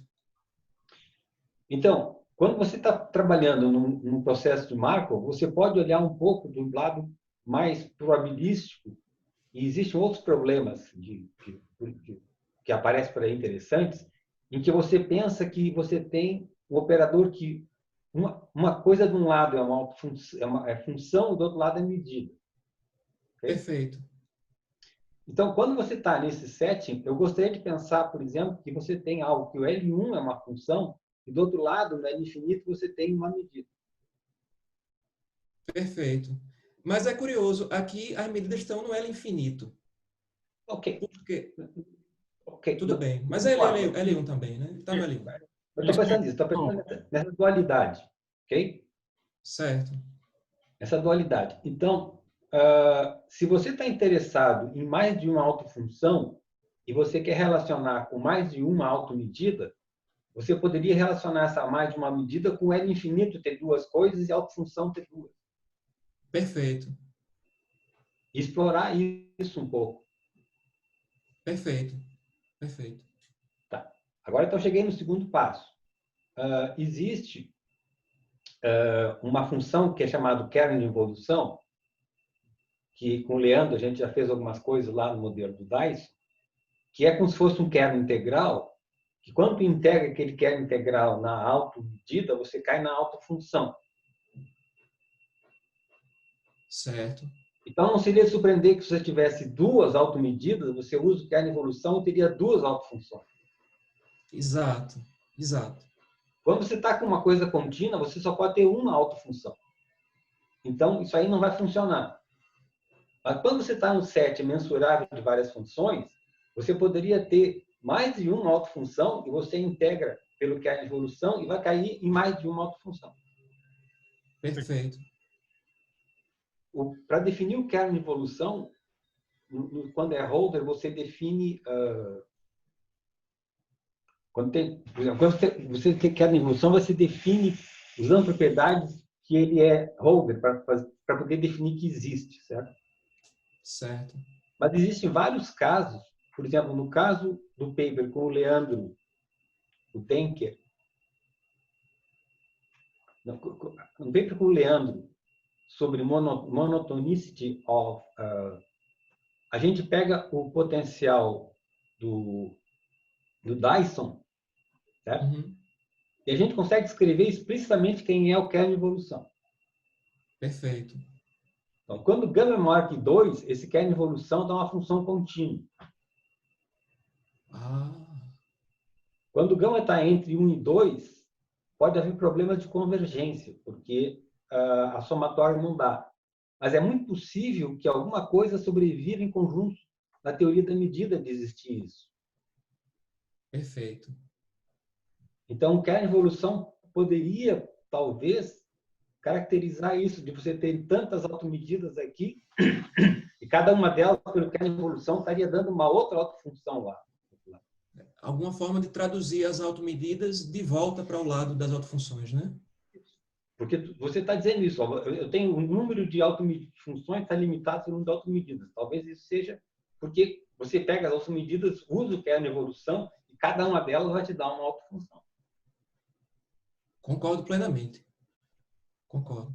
Arthur, eu estou surpreso que eu não tinha nem pensado a respeito disso antes, mas essa ideia parece muito boa. O kernel deve fazer essa conexão final entre as medidas extremais e as funções ali. Faz muito sentido. Obrigado pela sugestão. Tem um problema técnico de mostrar que existe o kernel de evolução, certo? Que a gente constrói por outras maneiras. Mas, digamos, se houvesse, seria uma ferramenta interessante. Outro exemplo que eu me lembrei é o seguinte. O Quas tem um exemplo lá de G-measures que tu tem mais de uma G-measure, mais de uma medida, né? Certo. Então é interessante que você tem um potencial e aí aparecem duas medidas. Talvez o jacobiano de cada uma delas seja a restrição do jacobiano a uma medida, mas apareceu um fenômeno interessante que você tem duas funções mensuráveis, mas que quando elas matcham, elas no final dão uma função contínua só. Pronto, é o caso aqui. Você pode ter uma autofunção contínua. Só que o autoespaço, você pega essa autofunção contínua... Ela separa duas coisas. Exato, exato. No exemplo aqui, você tem uma autofunção contínua e aí a restrição dela ao B1 vai ser uma autofunção LI, só que o B1 é denso no espaço inteiro, o B2 também, então vai ter muitos buracos isso.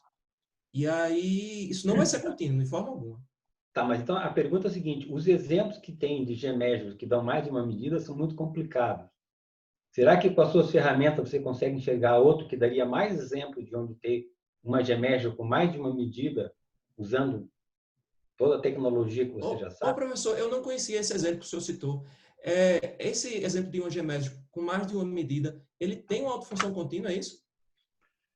Não, assim, ó, dada uma função... Tá, uma G-measure é uma função contínua que somamos para imagens e é estritamente positivo. Perfeito. Então, existem uns exemplos, todos eles são muito enrolados, muito complicados de definir, em que você, quando você pega o dual do operador de Ruel, você tem duas automedidas. Perfeito. Duas autofunções nunca vai conseguir, mas tem duas automedidas. Pois é, mas eles têm uma autofunção contínua? No certo sentido, a autofunção é a função 1. Léo, isso. Eu ia dar essa dica. Ah, é verdade, eu não lembrava, desculpe. Porque Sem os dúvida. geométricos são os potenciais normalizados, né? Sim, sim. Então, pronto. É a mesma coisa do Currivar nesse sentido. Pois é, mas seria Então, interessante se vocês conseguissem o exemplos mais autoespaço do simples. L1 é esse, né? Se ele tem uma autofunção contínua e a autofunção 1, o autoespaço do L1, do operador L1, do operador estendido, é este. É um autoespaço bidimensional que só tem uma representante contínua, que é um constante. Eu vou insistir mais um pouquinho numa outra coisa do que é a evolução, certo? Uhum. Bom,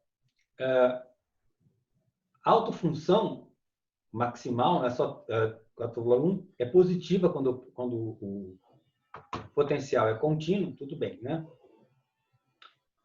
Mas assim, aí a gente pensa sempre lá no set do Roel de dualidade de função e medida.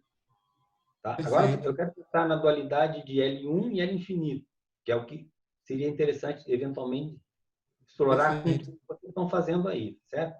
Certo. Então, tem um paper meu, o Juliette e o Pitt, que está no Stochastic Dynamics de 2016, que a gente faz o seguinte: ok, se eu tenho uma automedida, faço o kernel de evolução, eu vou ter uma autofunção. Perfeito. Tá?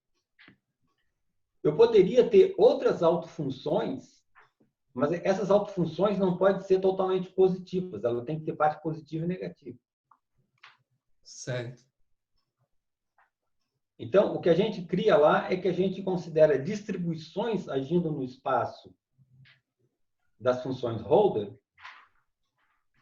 e uma autodistribuição vai corresponder via kernel evolução a uma autofunção. Certo. Então, kernel evolução pode servir não só para produzir autofunções maximais a partir de automedidas, mas como também a partir de distribuição agindo nas funções holder, que são autodistribuições para o operador do Ruel, que faz sentido, porque o operador do Ruel é só integrar. Quando você faz kernel evolução, você obtém autofunções que não são totalmente positivas, mas são autofunções contínuas. Autofunções L1 seriam? Não, autofunções contínuas. Contínuas. Por enquanto, tá? Então, Mas... você tem uma autodistribuição, você pega o kernel evolução, você tem uma autofunção que não é a autofunção maximal. Portanto, ela tem uma parte... entendi. Entendi. Mas, se você está no mundo do L1, L infinito, se você consegue fazer uma ponte desse tipo, você poderia, pelo kernel evolução, a partir de medidas com sinal em L1, fazer o kernel evolução e obter autofunções que não são as maximais. Positivo. Perfeito. Muito interessante, professor. Muito interessante. Então, você está num mundo diferente, você abriu uma porta para um mundo diferente. Então, esse mundo diferente, você poderia fazer perguntas e ter coisas que, em vez da dualidade função contínua medida, você teria a dualidade L1 e L infinito. Verdade. Tem um paper que eu até enviei para o Leandro, de um cara chamado Batkin.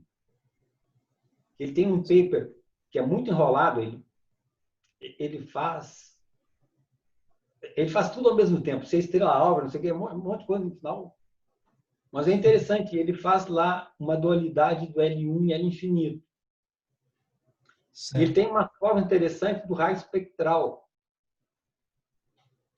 que é bem interessante, que talvez fosse útil no setting de vocês. Muito obrigado, professor. Outra coisa, história gravada. Outra coisa assim, seria interessante, não sei o que vocês acham, de colocar a tua dissertação de mestrado também nas referências. É verdade.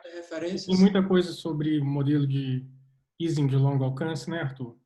Pois é, porque eu vi esses dias uma conferência que a gente estava assistindo e o cara estava falando que os modelos de Einstein, Curiai, não sei o que, não estão bem explicados. Eu quase abri e disse, olha, mas tem a dissertação do Léo que constrangido de Obrigado, professor. e dizer isso. E, então, assim, existe uma falta dessas coisas estarem matematicamente bem definidas. Sim. Então, na tese de doutorado seria natural colocar isso, porque aí as pessoas podem Consultar, não é? e olhar essa coisa. Esse paper Verdade, do Bach, obrigado. ele tem uma outra versão um pouco melhor. Ele é muito enrolado para escrever, tá? É uma confusão, mas ele tem umas coisas interessantes sobre raio espectral. Uma vez eu fiz umas contas e assim, eu acho que tem alguma coisa ali interessante. Inclusive, ele fala dessas...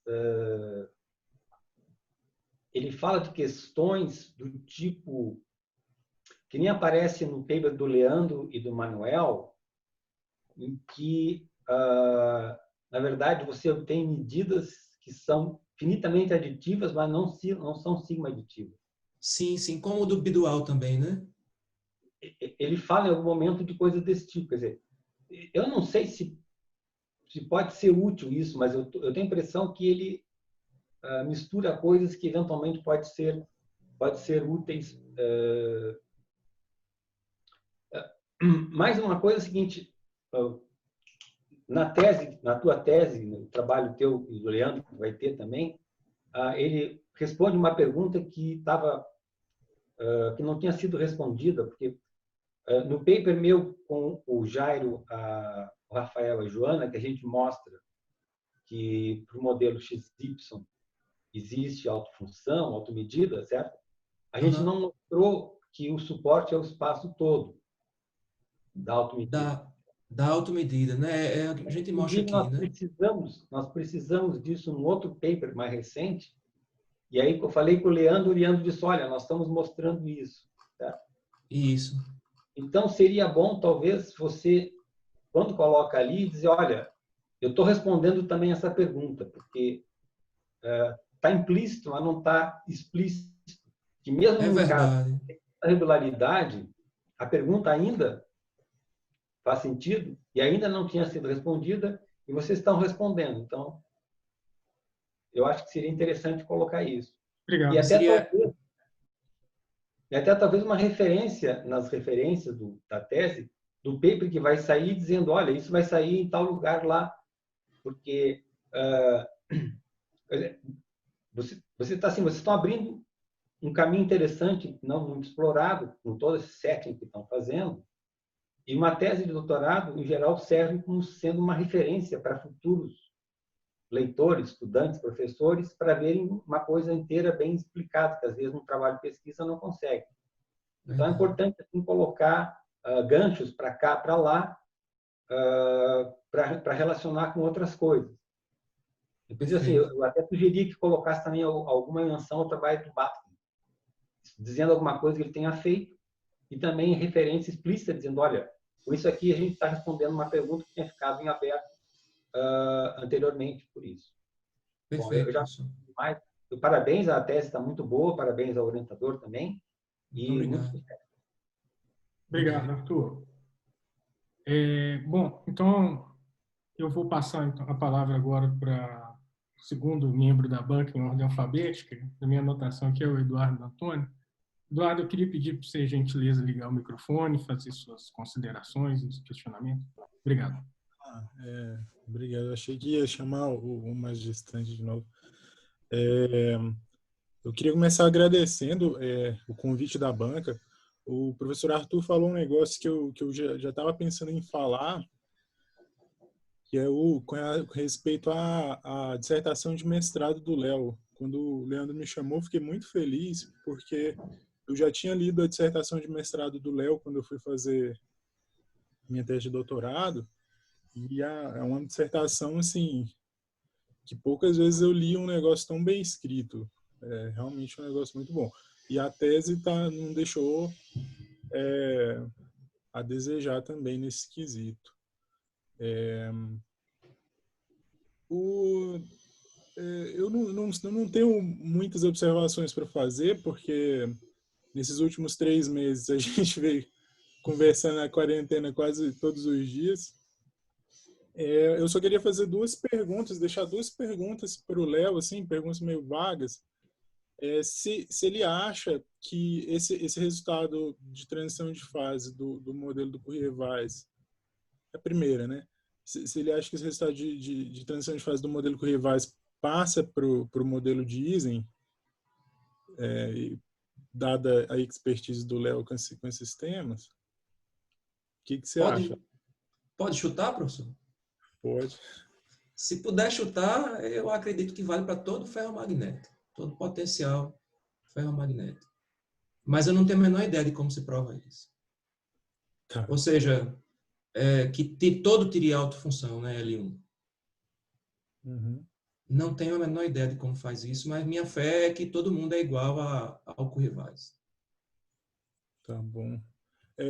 Outra questão que eu tenho é o seguinte, com respeito à existência de autofunção, você já parou um pouco para pensar se aquela técnica do Raul de Conze funciona, com construir autofunção via martingales? Para o caso do espaço simbólico? Eu nunca pensei profundamente, inclusive, eu nem vi os detalhes do artigo do Conze-Roguy, mas eu me foquei mais na questão dos teoremas principais, que são muito análogos aos nossos, né? De certa forma, faz uma analogia entre o L contínuo deles e o nosso L estendido. Apesar de, como eu tinha levantado, o fenômeno surge por motivos totalmente diferentes, né? No caso dele, ele coloca 0 na matriz de transição, grosseiramente. No nosso caso, não. É transição de fase que gera aquilo. E se é possível usar a técnica deles, eu confesso que não sei. Eu fiquei animado agora com a sugestão do professor Arthur de usar esse núcleo de transição. Talvez seja um caminho interessante também para a gente investigar, mas é uma possibilidade. Eu preciso olhar com cuidado, estudar melhor. Posso acrescentar uma coisa? Pois não. O que está lá no Raoult, essa coisa se eu não me engano, essa coisa do usar o martingale é uma ideia bem interessante e que, em algumas coisas, parece que é uma evolução. E, além disso, eu queria observar o seguinte. Por exemplo, lá no paper com o Leandro, a gente consegue escrever o kernel de evolução facilmente, e tem um monte de exemplos que se consegue escrever o kernel de evolução, mas não se consegue escrever autofunção explícita. Ou seja, encontrar o kernel de evolução talvez seja mais fácil do que encontrar a autofunção. Por alguma razão metafísica que eu não tenho a menor ideia. Ok? Isso é meta-matemática, sei lá o quê. Tá? Mas, assim, talvez usar essa kernel de evolução por alguma coisa metafísica, aí você possa encontrar alguma coisa. Mas pode também não encontrar. Eu estou só dizendo. É uma porta, né? Tem que ver o que tem do outro lado. Pode não funcionar. Eu estou só dizendo. Se funcionar, seria interessante. Sem dúvida. Para encerrar, também quero levantar outra questão outro ponto que o professor Arthur já levantou, que na minha tese eu trabalhei um pouco com isso, e uma das últimas coisas que eu tentei provar foi que o suporte da medida conforme era total. Eu passei uns meses trabalhando e desisti. Aí, parabéns, você respondeu uma questão que eu já tinha há muito tempo. Só isso, pode passar para o próximo da banca. Eduardo, muito obrigado. Obrigado mesmo pelas perguntas, pela participação. Muito obrigado, então, agora, eu gostaria de chamar o professor Paulo Varandas para fazer as críticas, comentários e as perguntas. Paulo, pode desligar seu microfone, por gentileza? Obrigado. Obrigado, Leandro, pelo convite. Obrigado, Leonardo, pela apresentação. Gostei muito da sua apresentação. tive aqui um problema técnico de 2 minutos que a minha conexão caiu. Fiquei aqui atrapalhado. Rapaz, deixa eu ver se eu não perdi essa... Mas deu para acompanhar. A sua apresentação estava muito boa. E, num certo sentido, respondeu a uma pergunta que eu me fiz durante a leitura da tese, que era se a organização da tese estava do jeito que um leitor que não seja especialista iria pegar. Perfeito. Não, sua tese está muito bem escrita, talvez uma das teses que tenham um inglês, uma influência mais bem escrita que eu tenho pego para ler. Mas aí você me colocou aquele exemplo do Corri Weiss lá no início e depois eu não queria ficar lendo o resto da tese, eu queria ficar pensando o que é que aquilo funcionava. Eu disse assim, pô, mas se eu ficar nisso aqui eu não vou conseguir ler o resto da tese. Então você colocou o doce lá no início, você deixou depois a tarefa árdua da pessoa continuar lendo a tese. Sem graça, né? Querendo um pouquinho daquilo mais no início. Mas eu vou respeitar a sua apresentação. Então eu queria... Você me pode colocar aí o resultado principal? Aliás, deixa nesse lugar que está aí. Você mostrou que a medida a priori ter suporte total, que isso implica que as medidas conformes elas têm suporte total. Isso é um resultado muito legal. Fiquei-me perguntando do seguinte, essa preocupação do suporte tem a ver com o fato de você querer que haja uma representação fiel, ou seja, que o CX mergulhe bem dentro do seu L1, não é? Perfeito. Se você tivesse uma medida a priori que não tem suporte total, é ou não verdade que se você substituindo o seu espaço agora pelo suporte da medida, você consegue ainda levar o C, o espaço de funções contínuas, no suporte e entender, ou seja, a medida conforme ela tem suporte total no suporte da a priori potência N, nesse espaço aí. Da priori. Você pega o E, não é? E aí, ao invés de trabalhar com E, você restringe o E ao suporte da priori. Isso. Pois é. É certo que os operadores não são o mesmo. Você tá perdendo propriedades, principalmente. Isso. Mas, no fundo, o senhor está certo, porque a extensão vai existir de qualquer jeito. Inclusive, é uma coisa que a gente mostra lá na tese. Esse objeto, L, que estende o L curvo, a gente mostra antes desse teorema que existe um outro objeto, que é um L, que é definido por essa integral aqui. Ou seja, você pega uma função integrável. Na verdade, um subconjunto das integráveis onde isso é bem definido. Isso aqui vai ser denso no L1. E aí a gente consegue definir esse operador, que é um operador que vai ser representado em L1 de algum jeito, e ele vai estar bem definido. Ele não vai ser a extensão simplesmente porque a extensão não existe, né? Porque as contínuas não estão contidas no L1. Isso. Então, eu acho que o que o senhor está falando, no fundo, é esse operador aqui que vai existir sempre. Isso, ou seja, num certo sentido, você mostra uma coisinha um pouquinho mais geral que diz que o operador sempre está bem definido. Independente da priori, né? Isso, no suporte da medida a priori, cartesiano correspondente. Talvez fosse uma forma melhor de expor, não é? Concordo com o senhor. Eu não falei que era uma forma melhor de expor, isso são suas palavras. Mas não, tá certo. Me parece que é um pouquinho mais geral, num certo sentido. Mas essa questão do suporte também me intrigou muito. Porque, em geral, quando você pega numa dinâmica discreta, determinística, e você tenta provar o teorema de Perron-Frobenius para potenciais que sejam regulares, tipo Hölder, sua medida conforme ela pode ou não ter suporte total de acordo com classes de transitividade da sua dinâmica.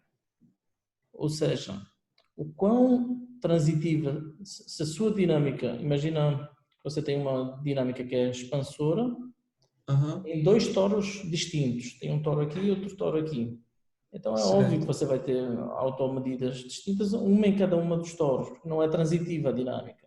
Perfeito, perfeito. Então, e mesmo em dinâmicas que tenham hiperbolicidade não uniforme, o mesmo tipo de coisa aparece. Então você consegue dar uma cota. Posso colocar um ponto? Oi? Posso falar uma coisinha Sim. relacionada? É o seguinte, imagina só, mesmo que você tivesse uma coisa transitiva, se você vai analisar um potencial que fosse holder, que seja, certo? Digamos que você tivesse 7 símbolos, Okay. mas o seu operador do Ruel dá 0 para 2 deles. Então você pode desconectar a coisa sem mesmo... Isso é outro jeito de desconectar. Isso é uma outra maneira de desconectar sem Isso. mesmo numa coisa que seja transitiva. Ou seja, Isso. precisa não ter buraco para depois você não poder ter coisa separada. Na ideia que você vai puxar para trás e vai misturar tudo. Senão, se você tiver buraco, coisa que é 0 vai dar problema. É uma coisa técnica. Sim. Não, ótimo, obrigado aí. Então, tem esses dois jeitos de desconectar, né? Um a nível dos potenciais, mas como os potenciais são limitados a elevada φ, como você falou muito bem, é sempre não nulo, então a transitividade seria um outro jeito de desconectar. Que na linguagem de cadeia de Markov, a matriz não tem 0, né? Isso. Agora, o que a mim me deixou bastante intrigado é que você coloca logo esse presente, que as medidas conformes, elas têm suporte total. Sim. E elas podem coexistir. Então tem alguma coisinha aí sobre o seu potencial? Você pode colocar aí no modelo de Kurzweis, por favor? Modelo de Kurzweis. Isso.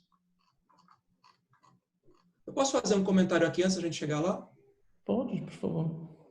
Então, os suportes das medidas são exatamente esse B1 e B2, né? Isso. E eles são suportes das autofunções também. E eles são disjuntos e densos no espaço. E densos. Tudo bem, pessoal. No modelo de Kurzweis. Então, o potencial. deixa eu fazer uma observação sobre a sua figura.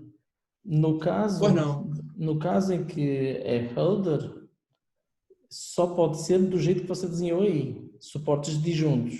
Ou seja, o fecho disjunto. Mas o senhor está colocando zeros no potencial. Colocando zero na transição. Isso, se você quiser pensar assim. Isso. Se não tiver 0, não tem como. Só pode ter 1. Isso. Contínuos, né? Assim, que não é denso. Eu acho que eu parei. Alguém me ouve? Alô, Léo? Sim, te escuto. Foi o professor Paulo. Será que caiu a conexão dele? Acho que ele está congelado. Vamos aguardar mais alguns instantes, então. Ver se ele consegue reconectar, já que ele tinha comentado. Alô? Oi, Paulo. Pois não, professor. Vou ficar no meu celular, que acho que está mais seguro. Joia. Baixa. Estamos ouvindo o senhor. Pode continuar. Ok. Certo. Então, onde é que eu estava? Certo. Então, eu queria que você me comentasse um pouquinho, só para ver se fica um pouquinho mais claro para mim. No exemplo do Kurzweis, e se você consegue, como eu estou no celular, deixa eu ver se eu consigo. Você consegue só aumentar um pouquinho? Qual é que é a característica que você entende que faz com que esse fenômeno aí apareça? Esse potencial. Pois é. É a pergunta do professor Eduardo, professor. Eu acho que a característica é intrínseca à transição de fase. Então, o Kurzweis parece muito particular, porque ele é limitado e não é contínuo. Mas eu não acredito que isso traz grandes impactos ao resultado que a gente obtém. Até porque a transição de fase não existe, mesmo ele sendo descontínuo, antes do ponto, do ponto crítico. Só passa a existir como é a transição de fase, por exemplo, do modelo de Dyson, a partir do ponto crítico. Então, assim, para mim, a descontinuidade dele não tem nada a ver com... Deixa eu só fazer uma outra pergunta. Qual é a forma desse potencial? Esse potencial é um potencial constante por pedaços, certo? É constante para dois... Hã? Isso, É constante para onde esse limite aqui é constante, né? isso. Então ele fica e tem uma certa simetria, né? Tem.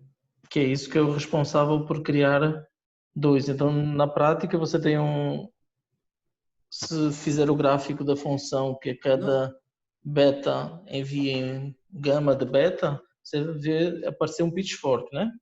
Perfeito. A questão é que o potencial de Dyson também tem essa simetria e ele é contínuo. E ele tem transição de fase. Ok, certo. E a questão da transitividade que o senhor levantou, para mim, o Conzerrogui é o modelo interessante para se comparar, porque Sim. fica evidente para mim que, no caso dele, você colocar o potencial no zero é equivalente a ter uma matriz de transição com zeros. E, no nosso caso, nunca zera, nem no Currivais. Não, a minha pergunta Posso fazer uma com a observação? geometria do potencial Oi, tinha a ver com o seguinte, posso fazer uma observação? certo? Cuida que a G-measure é uma função maior que zero, tá? Mas quando você usa um formalismo dinâmico, você usa na escala log, né? Você pega potencial A, pega log. Então, dizer que aquele valor é zero significa que o potencial é menos infinito. Exato. E não zero. Verdade. É menos infinito. Isso. O potencial pode atingir o valor menos infinito, não é um potencial que atinge zero. Isso. Claro. Elevado a menos infinito dá zero.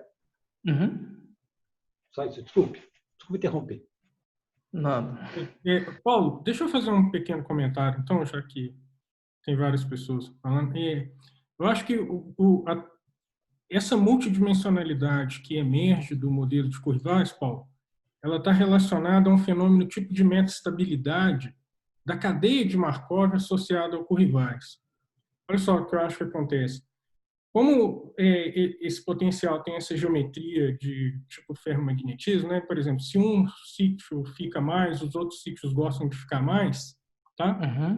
Essa região de mais, na hora que você olha lá para a cadeia de Markov no espaço de configurações, ela passa como se fosse a ser uma região onde a dinâmica fica transitiva ali, você entendeu?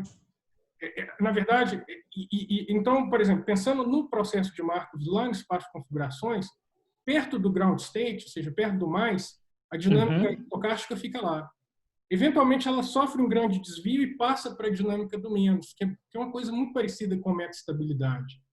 Né? Quando você pega vários sistemas que têm vários componentes transitivos, mas aí você perturba um pouquinho, ele fica todo transitivo, né? E aí você tem um estado metastável.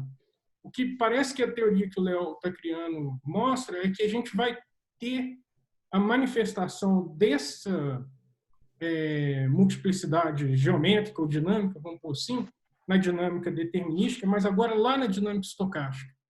Ela vai ter as cadeias dela para ter multidimensionalidade. É isso que a gente está imaginando. Nós não conseguimos completar essa picture ainda não. Certo. A minha pergunta tinha a ver com o fato que, do mesmo jeito que houve uma primeira bifurcação, eu me perguntava se, sendo um potencial em 4 símbolos, em 2 parâmetros, não conseguia fazer cascatas, entendeu? Ou seja, entender qual é que é a geometria para poder fazer essas cascatas aparecerem. Isso seria, acho que, interessante. O professor Leandro tem alguns tem um trabalho com aquele modelo XY, né? Que isso aí meio que aparece, né? Como se você colocasse dois sistemas independentes, numa dimensão e outro em outra, você vai ter, ao invés de 2, 4, né? Isso. Uhum. Fazendo agora aparecerem parâmetros sobre o potencial. Ah, mudando o potencial. Isso, um potencial agora 2 parâmetros, por exemplo, em que em que desdobra esses patamares onde ele é constante para fazer aparecer sempre bifurcações, sempre obter tipo cascata de pontos periódicos que aparece na dinâmica unidimensional. Isso me fez lembrar por demais esse tipo de Mas comportamento. eu acho que só colocando novos símbolos, se você quer que Isso. tenha dimensões extras assim, sem usar a transição de fase, você teria que proibir, como é que chama? Deixar subconjuntos de símbolos onde é possível você ter transição. Então, sei lá, você pega 1 e 2, seria uma dimensão, e o 3 e 4, outra dimensão. Mas tem que estar 0 no potencial. No potencial, não, desculpe. Como o professor Arthur corrigiu, tem que estar menos infinito no potencial ou 0 na função de transição. Agora, como fazer isso só com o potencial, eu não imagino. Não sei, foi uma pergunta também, não me pareceu algo que pode ser algo interessante me procurar. Parece, sim. Parece. Interessante, realmente. E eu acho, assim, jeito de comentário final, eu acho que os seus resultados abrem uma porta muito importante. Porque quando você tem o seu resultado principal, que era esse que há pouco eu pedia para você colocar. Esse aqui, né? Isso. Então, repara que tem aí um parâmetro, que é o potencial. Sim. Então, de alguma forma, tanto isso quanto os resultados do Nouveau e da teoria de Fogel que aparecem em diante, dão critérios extremamente abstratos e, portanto, muito gerais, mas não caracterizam os potenciais que, em termos do número dos seus valores extremais de medidas conformes. Por exemplo, o que é que você pode dizer sobre conjuntos potenciais que têm número de extremais finito? Aqui, o autoespaço também é finito. Isso. Mas quantos são essas funções, esses potenciais? Aí tem que ver em cada extremal se tem uma outra função. Deixa eu fazer a pergunta de outro jeito. Esse espaço de funções, você acha que é um conjunto genérico dentro das funções contínuas? Em que sentido, professor? O senhor pode... Um conjunto Baire genérico, ou seja, que é um conjunto que contém uma interseção inumerável de abertos e densos. Ou seja, você se pode perguntar quão grande esse conjunto é. Será que existem abertos de potenciais nos quais o número de extremais é finito? Ah, entendi. Ou seja, tentando entender um pouco quais são as funções que têm um comportamento mais fácil de ser descrito, né? Porque se o número de extremal for infinito, então, num certo sentido, você está dizendo que essa dimensão é menor ou igual que infinito. Não disse nada. Não, essa conclusão não diz nada, mas tudo que foi feito até aí diz muito. Sim, sem dúvida. Mas então interessante seria também, ou seja, daqui para frente, classificar os potenciais que têm autoespaço ou finitas conformes, né? Finitas Posso falar conformes. uma coisa? Isso. Oi, posso acrescentar algo? Claro. Tem esses teoremas de que, genericamente, o subdiferencial é único. Então, nas funções contínuas, genericamente, você vai ter só uma automedida. Só uma medida de equilíbrio. Isso porque, digamos, o potencial, a entropia convexa e a... Sim. Na maioria das contínuas. Na maioria das contínuas, inclusive você pode aproximar qualquer potencial contínuo por uma holder. Mas isso fala nos estados de equilíbrio, não está dizendo... apertada. Você pode aproximar a entropia da medida, dado um potencial. Dado uma medida, você pode aproximar por uma medida, fracamente, que tem um potencial Holder, e pode aproximar em entropia também.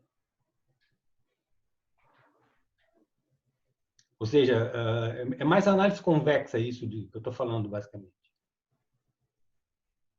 Ok, então essa pergunta só faria sentido um pouco, ou seja, a extensão dela fora do L1, né? Desculpa, fora das contínuas. Eu estou falando isso quando é um espaço simbólico com finitos símbolos. Isso. Infinitos símbolos talvez também seja verdade, mas eu já mostrei alguma coisa com finitos símbolos há um tempo atrás nessa direção. Mas finitos símbolos. Mas talvez para infinitos símbolos também, compacto talvez valha também. Mas assim, essa questão é mais Tem também teoremas que está no livro do Israel, se eu não me engano, que ele trata de coisas... É uma linguagem mecânica e estatística, mas é difícil de entender, mas ele também tem alguns resultados nessa direção. E acho que no livro do Peter Walters também talvez tenha alguma coisa que ele fala lá no fim de que é genérico, alguma coisa desse tipo. Certo. Mas esses resultados lidariam com a cardinalidade, lidariam simultaneamente com tanto a cardinalidade dos extremos quanto a existência de autofunções. Você está falando, não é isso? Tá. Desconectaria o seu teorema com o caso da teoria de Fogel. Mas eu acho que caberia uma análise independente, tentando um pouco na direção do que você tem vindo a fazer.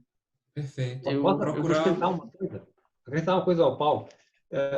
Todos os exemplos de transição, quando você faz formalista dinâmico para potenciais Holder ou Lipschitz, você tem uma teoria robusta. Você não tem exemplo específico, mas você mostra coisas gerais, certo? Então, Peço desculpas. Todos os exemplos de transição de fase que eu conheço, cada um é uma coisa diferente, são modelos específicos, não tem uma teoria geral de transição de fase. Quer dizer, os problemas mecânicos estatísticos são ou Hofbauer, ou Dyson, e cada um deles você usa uma maquinaria específica, né, que trata dele. Né? Ou seja, não sei se tem uma teoria geral de transição de fase. Eu acho que o interessante é isso, cada caso é um caso e você tem que atacar aquilo de uma maneira diferente. O Hofbauer, o duplo Hofbauer, ou o Dyson, ou os outros modelos, ou coisas, cada um deles você usa uma ferramenta diferente. Desculpe interromper. Ok, não, tá ótimo. De todo modo, me parece assim, super interessante essa porta que você está abrindo, Leonardo. Me parece assim muito interessante. São perguntas que acho que há muito tempo as pessoas estavam se questionando sobre a existência de autofunções em espaços mais gerais, uma vez que nem sempre a gente consegue fazer a análise funcionar. E do meu ponto de vista, eu estava também pensando que talvez fosse bom, uma sugestão, Sim. tentar ver quais desses resultados aqui passam para além do shift, desse shift em espaços de produto, né? Espaços compactos, ou seja, nas tuas palavras, em que é que você usou especificamente para além do fato de que a medida conforme tem suporte total, ok?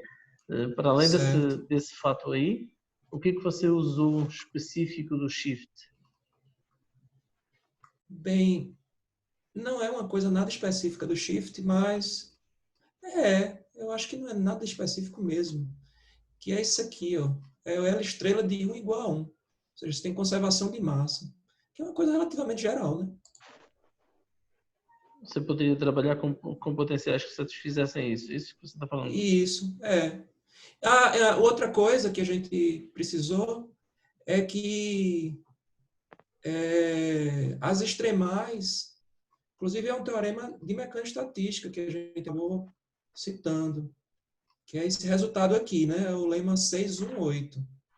Eu acho que é possível que exista um caminho só via teoria de Hopf para provar ele. Mas do jeito que está aqui, a gente usou um resultado de mecânica estatística. Ou seja, grosseiramente, é que você tem invariantes que representam as medidas extremais. Uhum. Ou seja, você tem átomos de invariantes disjuntos que são as extremais aqui. Ou seja, naquele exemplo que a gente deu... Mas isso não bem, não é particular. eu acredito que isso dê para fazer de outro jeito. Concordo. Não, mas, bom, enfim, tem várias coisas aí pela frente. Muitos parabéns para você, muitos parabéns para Leandro e sucesso nessa caminhada. Muito obrigado. Obrigado, Leandro. Obrigado, pessoal. Eu agradeço todo mundo. Bom, acho que a gente já se estendeu bastante. Eu não vou fazer nenhuma pergunta técnica. Eu tive uma interação muito grande com o Léo durante todo esse doutorado dele, então a gente já conversou bastante, eu já estressei ele bastante a respeito das perguntas. Eu queria te dar um minutinho, Léo, caso você queira fazer algum último comentário, fazer algum agradecimento, você usar esse tempo, porque depois eu gostaria de pedir às pessoas que se desconectassem por 5 minutos para a gente poder fazer as deliberações, em particular, só a banca. Então, eu passo a palavra para você, Léo. Você tem 2 minutinhos para encerrar. Pois não, professor. Então, eu queria agradecer ao senhor, professor, por esses anos aí de jornada. Foi um prazer ter o senhor como orientador. Aprendi demais esses anos.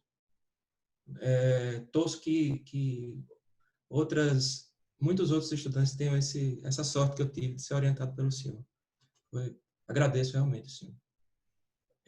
Queria agradecer também os outros professores que participam desse artigo que a gente está trabalhando, que deu muitas ideias, né, que permitiram que a gente concluísse a tese direitinho, com resultados que eu considero interessantes.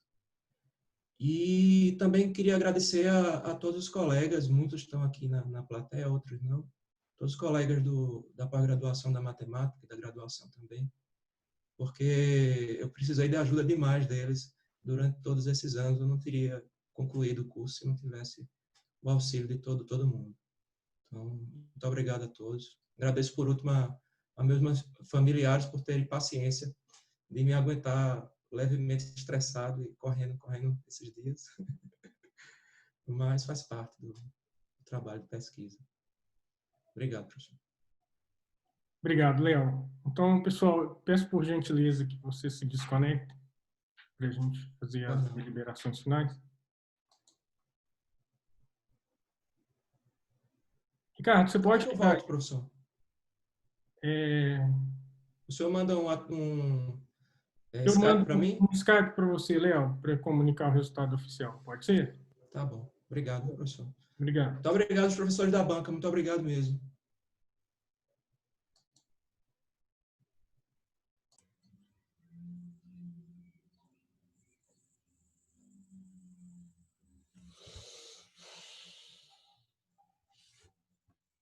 A Marta que está conectada é a Marta secretária, que está fazendo a ata? Ou é a Marta Calvete? Marta, eu vou te desconectar, não preciso de ata agora. Nós vamos encerrar a gravação. Acho que eu encerro a gravação aqui.